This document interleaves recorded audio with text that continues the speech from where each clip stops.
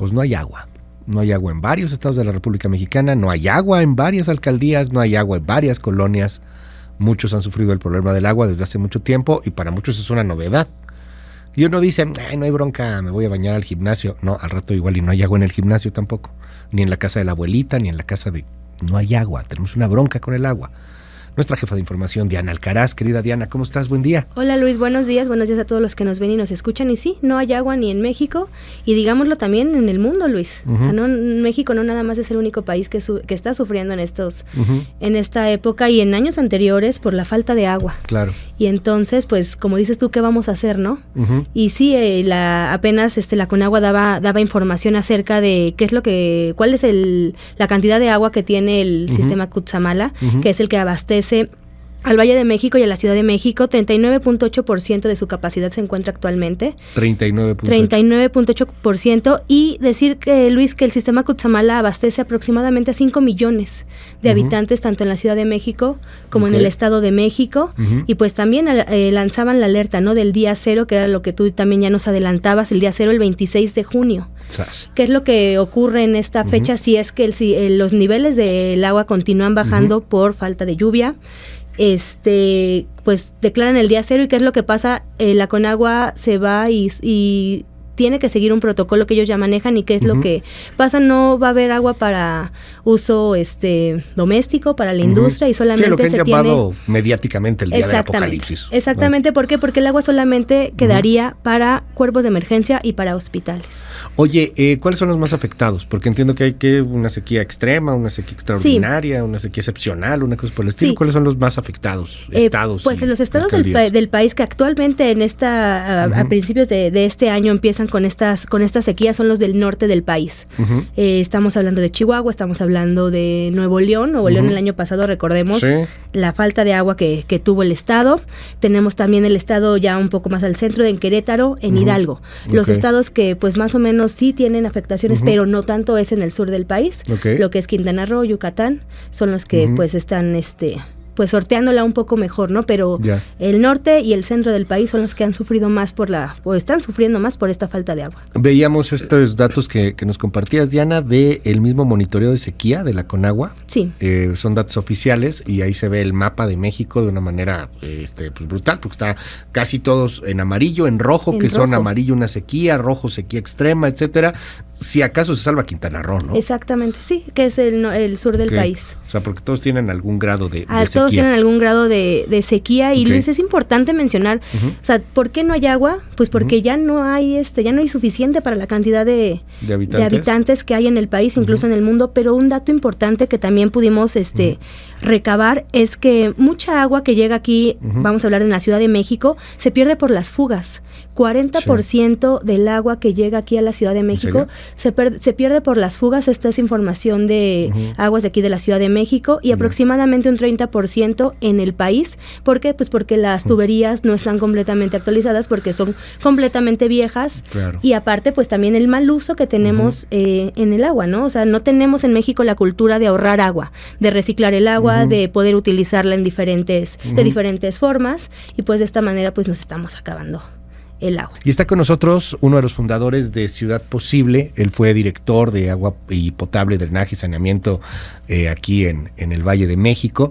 Es una persona que conoce mucho sobre este tema, y te aprecio mucho, Antonio, que nos invites, que nos hayas aceptado la invitación, perdón, y estés aquí en este programa y que nos invites a conocer de ti. Gracias. Muchas gracias, Luis. Al contrario, un gusto poder platicar sobre este tema, no solo importante, sino creo que fundamental para la viabilidad y el desarrollo, la continuidad del desarrollo del país de una manera segura, digamos. Efectivamente, el país, el mundo está viviendo sequías producto del cambio climático. En algunos casos nos dicen que esto es cíclico. Pues, la realidad es que nosotros como raza humana sí hemos estado incidiendo en el cambio de todas las condiciones climáticas. No podemos controlarlo, pero sí podemos cambiarlo para bien y para mal. Viniendo al punto específico de Valle de México, que realmente está crítico por lo que ya platicaba Diana del sistema Cutzamala, efectivamente pues se ha llevado a cabo una deforestación enorme en las zonas altas. Acuérdate que el Cutzamala son 7 presas, de las cuales hay 3 principales. Una de ellas está en Zitácuaro, recibe todos los escurrimientos de la parte de Michoacán. Hay una deforestación tremenda. Las otras 2 presas, que son Valle de Bravo y Villa Victoria, están en el Estado de México. Tenemos la misma situación. Valle de Bravo con una presión urbana tremenda, porque se fue desarrollando como un pueblo turístico, con una presión no solo para la parte de demanda de agua potable para consumo humano, sino por la demanda que tiene ya por todo lo que se genera, la derrama económica al utilizar la presa como un elemento fundamental. Pero ¿qué sucede? Que el Valle de México se alimenta en un 30% del agua proveniente del sistema Cutzamala. Hoy estamos trabajando alrededor de 5 millones que nos decía Diana, ¿no? Más o menos. Son un poco más. Yo creo que incide casi hasta los 9, 10 millones de habitantes, porque desafortunadamente ha habido alcaldías y municipios que han generado el desarrollo urbano basándose en la disponibilidad, en la factibilidad que existía del sistema Cutzamala.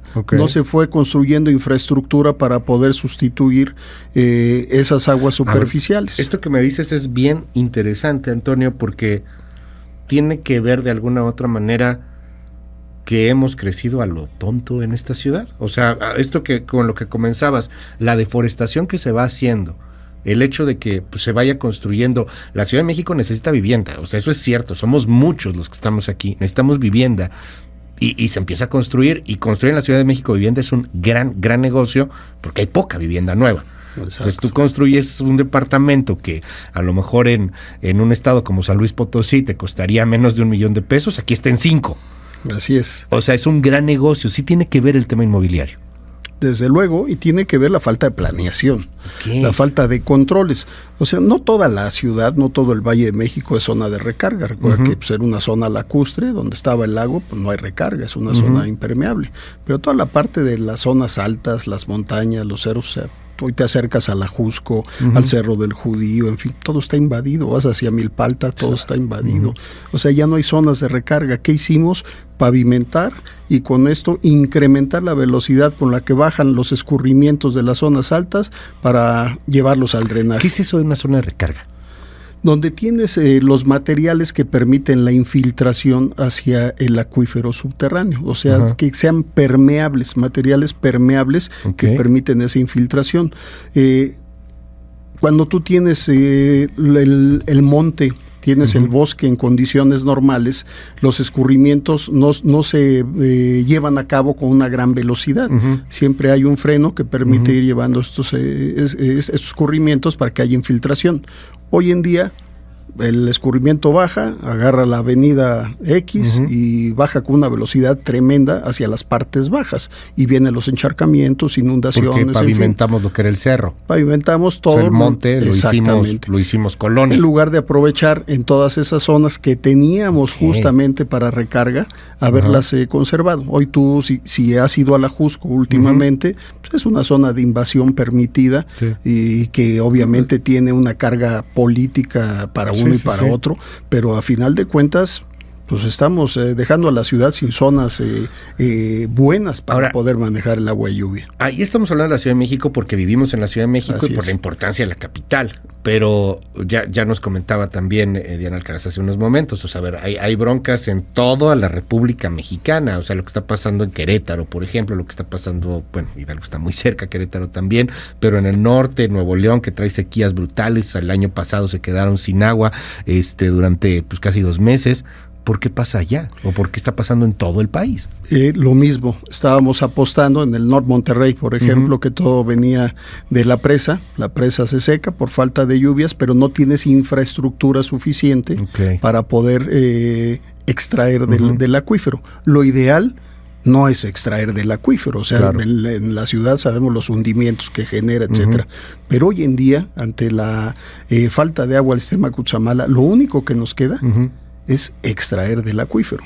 Para poder llevar a cabo esto, pues es un proceso que requiere de estudios, ubicación de los pozos, hacer los estudios geofísicos, proyectos, generar infraestructura de interconexión, y todo esto requiere de muchos recursos. El acuífero es el agua que está abajo, ¿no? En algún lugar. Así es. Es como el petróleo, poniendo un ejemplo para que entendamos ¿dónde está el petróleo? A lo mejor está por ahí, a lo mejor está por allá. No hay agua, o sea, no hay agua por todos lados. En algunos lugares hay ciertos pozos. Exactamente. Imaginemos una cubeta que tiene una cantidad de agua determinada, tiene una membrana arriba que permite cierta infiltración, y un día tapas esa membrana y hay muy poco goteo hacia la cubeta, obviamente lo vas bajando, y no solo eso, le metes una cantidad de popotes a la cubeta y empezar a sacar, pues te la vas acabando. Sí, claro. Te la vas acabando, eso es lo que ha pasado aquí, pero hoy en día no tenemos otra salida. Tienes que modificar dos temas. Uno, ¿tenemos acuíferos, ubicados? Sí, nosotros estamos en el acuífero metropolitano, que realmente es uno de los más bueno, la ciudad está construida sobre un lago, ¿no? Exactamente. De alguna otra manera. Entonces, tenemos que trabajar, mira, la recarga de los acuíferos es a muy largo plazo, y lo que tendríamos que hacer es modificar la demanda. O sea, nosotros como consumidores debemos de disminuir lo que se llama la huella hídrica, ¿no? O sea, cuánto consumimos realmente de agua en todo lo que nosotros comemos. ¿Cuánto deberíamos de consumir al día por habitante aproximadamente? Lo que marca la Organización de las Naciones Unidas son 50 litros persona día.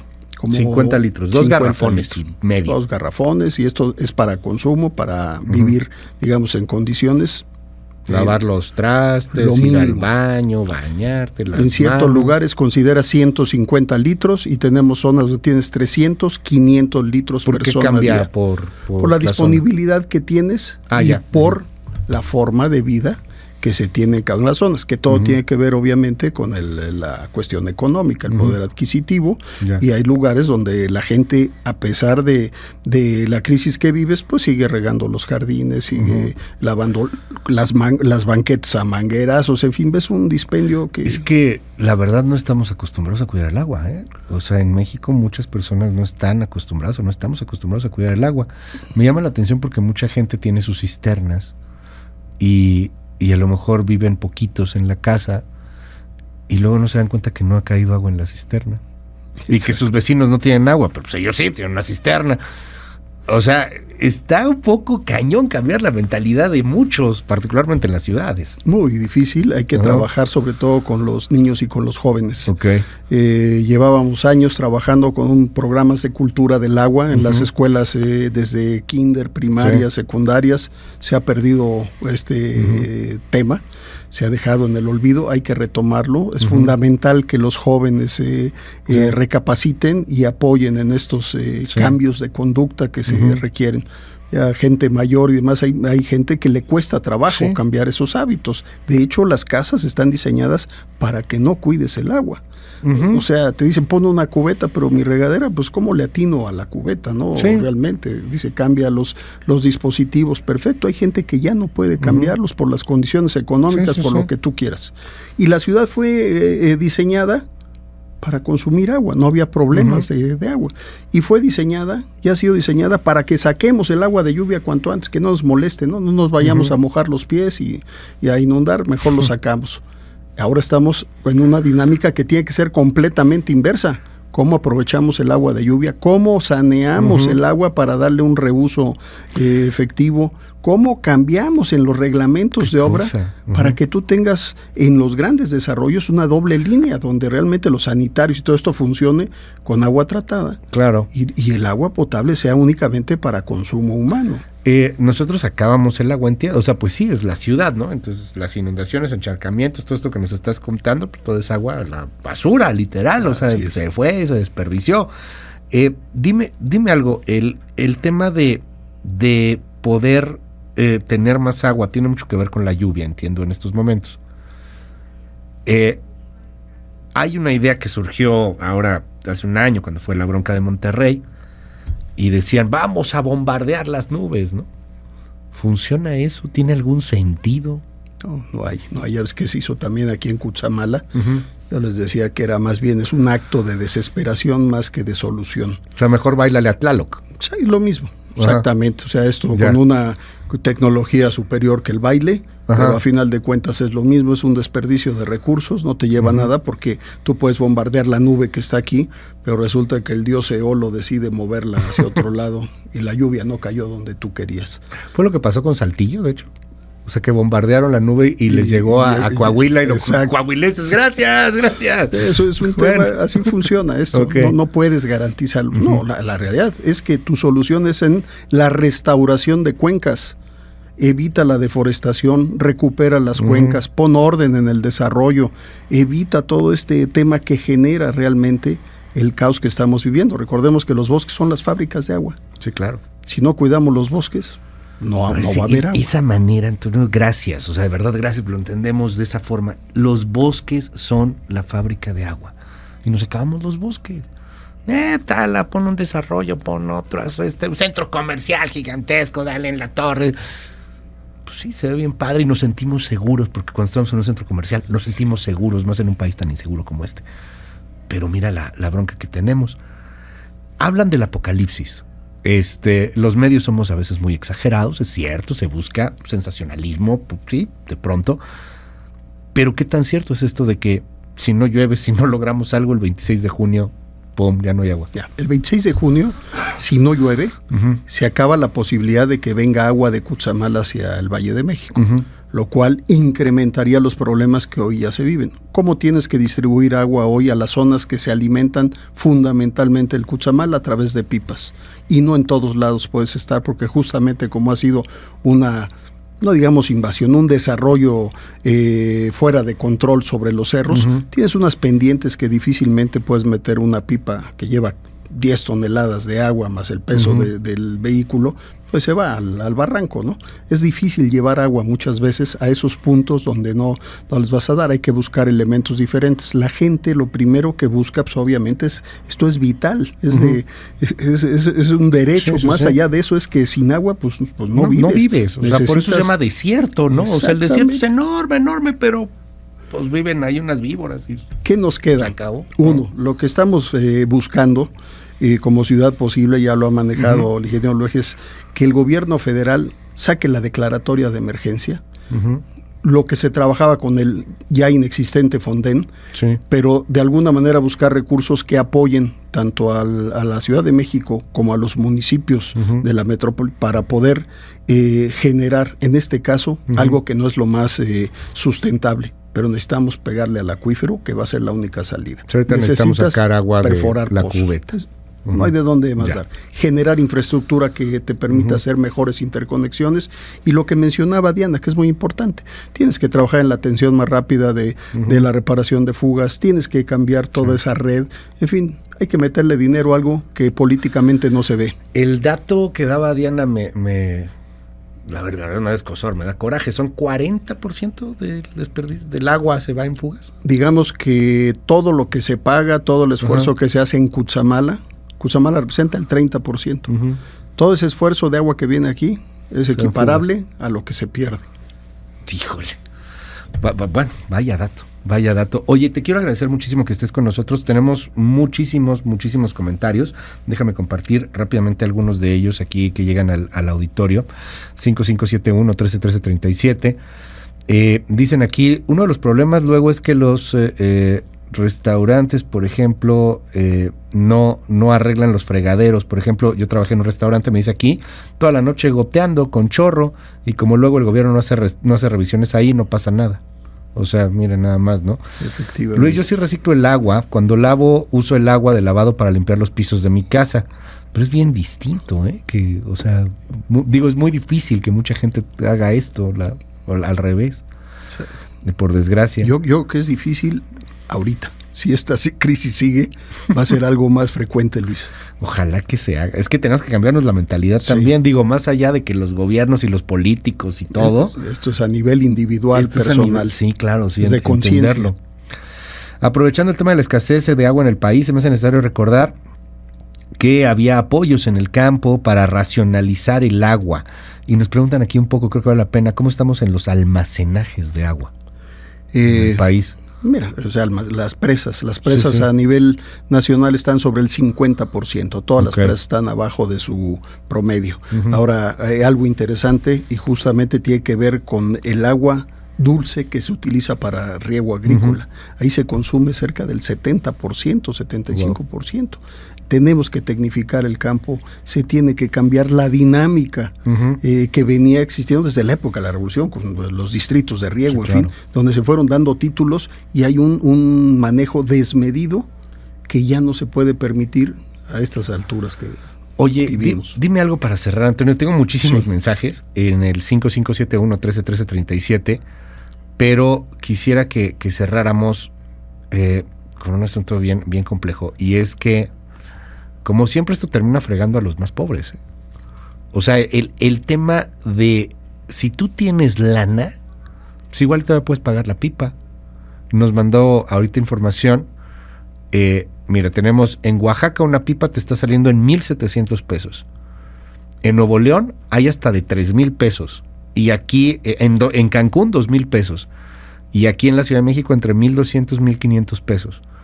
Si tienes lana para pagar pipas, la pagas valiendo, te paga, pero pues quien no tiene, sí, es donde entra, es justamente donde tiene que entrar esta parte de lo que decía de la declaratoria de emergencia, donde apoyas a los organismos operadores para que crezcan. ¿Qué haces con la gente que realmente, lo que tú dices, es la gente más vulnerable, económicamente hablando? Encontraron los predios colgado de la barranca, cerca de un arroyo, cerca de una pendiente. No entran las pipas, ahí es muy difícil. Ahí aunque tengas dinero la vas a llevar. Tiene el municipio que tener recursos para contratar pipas más pequeñas, para poder poner tanques de almacenamiento más pequeños, temporales, donde puedas llevar a regar, y la gente tiene que ir a cargar ahí. Son salidas que desafortunadamente siempre los fenómenos, las desgracias, afectan más al que menos tiene. Antonio Gutiérrez Marcos, gracias por estar con nosotros aquí en este espacio y rápidamente, bueno, pues cuidar el agua, entender que no tenemos y que probablemente esto se va a agravar. Lo que nos salvaría ahorita serían unos chubascos, ¿no? Estamos a la espera de que efectivamente entre mayo y junio, que es la temporada cuando se empieza a instalar la temporada de lluvias, tengamos lluvias importantes que nos permitan mantener cuando menos volúmenes, que además estamos muy preocupados por la cantidad y nos olvidamos de la calidad, Luis. A menor volumen que tenemos en las presas, pues la calidad se vuelve mucho más, exacto. Es agua mala, puerca, es agua fea. Y las condiciones que tiene la planta potabilizadora de Berros, pues no son para tratar de repente toda esta cantidad de contaminantes. Sigue habiendo el uso de lanchas y demás en Valle de Bravo. Tenemos que tener, es un tema para poder seguir hablando, y tiene que haber un cambio completamente en la dinámica y en el manejo y en los permisos que se dan en las presas que abastecen de agua potable. Gracias, muchísimas gracias. Es Antonio Gutiérrez Marcos, fundador de Ciudad Posible.